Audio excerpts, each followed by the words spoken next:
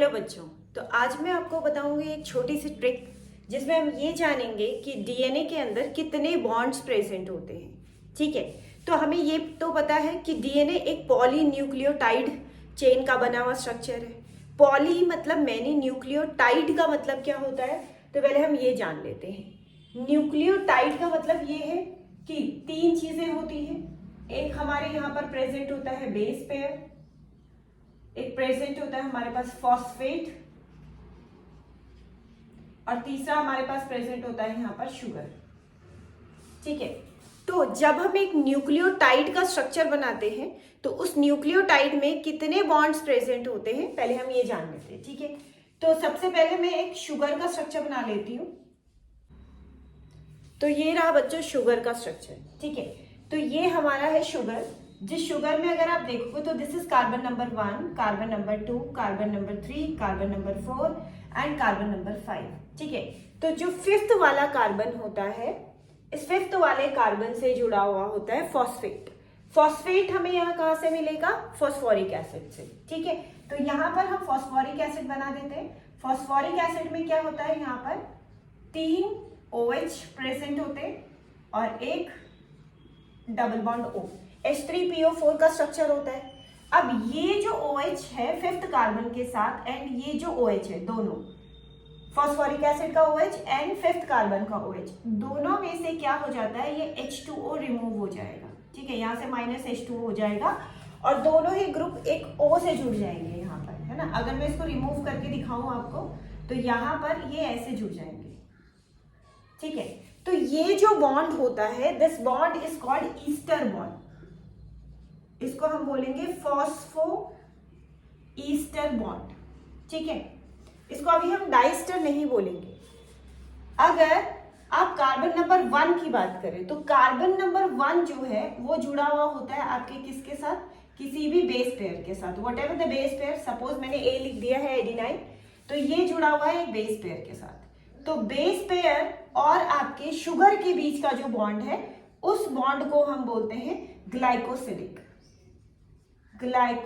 Linkage. ठीक है, अब ग्लाइकोसिडिक लिंकेज या ग्लाइकोसिडिक बॉन्ड, क्योंकि जो बेस पेयर से जुड़ा होता है वो N से जुड़ा होता है, नाइट्रोजन से, इसलिए उसको N ग्लाइकोसिडिक लिंकेज भी बोलते हैं। अब हम यहाँ पे बात करें, अगर सपोज मैं यहाँ पर एक और शुगर बना लेती हूँ तो इस शुगर का कार्बन नंबर 5 और ऊपर वाली शुगर का कार्बन नंबर 3, दोनों ही H3PO4 से जुड़े होते हैं। जैसे यहाँ पर मैंने एक OH के साथ दिखाया था, वैसे ही एक OH के साथ ये भी जुड़ा हुआ होता है। जैसे ये OH जुड़ गया है यहाँ पर, ये बना देती हूँ सेम डायग्राम, ऊपर का कॉपी किया मैंने ये वाला, और यहाँ पर ये थर्ड वाले कार्बन के साथ यहाँ पर O से जुड़ गया है, H2O रिमूव हो गया। सेम फिफ्थ वाला कार्बन जो नीचे वाला OH है इसके साथ जुड़ा, तो इसका OH और इसका OH रिमूव हो गया और ये किससे जुड़ गए? O से जुड़ गए। क्योंकि 2 बार ये जुड़ रहा है ऐसा, तो इसका नाम हो जाएगा 3,5, क्योंकि थर्ड वाला कार्बन ऊपर है, 5 वाला कार्बन नीचे है, तो 3,5 फॉस्फो डाई ईस्टर बॉन्ड। ठीक है, तो ये फॉस्फो डाई ईस्टर बॉन्ड हो गया। तो हमने 3 बॉन्ड्स पढ़ लिए हैं, phosphoester bond, phosphodiester bond, और हमने पढ़ लिया है N ग्लाइकोसिडिक लिंकेज। एक बॉन्ड और होता है, आपने डीएनए का स्ट्रक्चर देखा होगा, हेलिकली कॉइल्ड होता है ऐसा।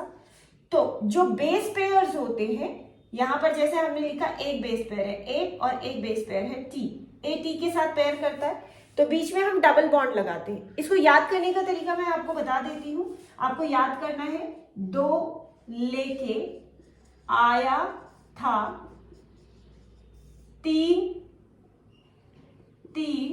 लेके चला गया।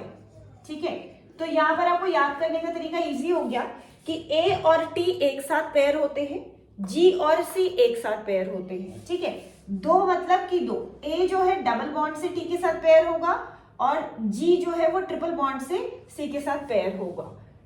ये जो डबल बॉन्ड और ट्रिपल बॉन्ड है, दीज आर द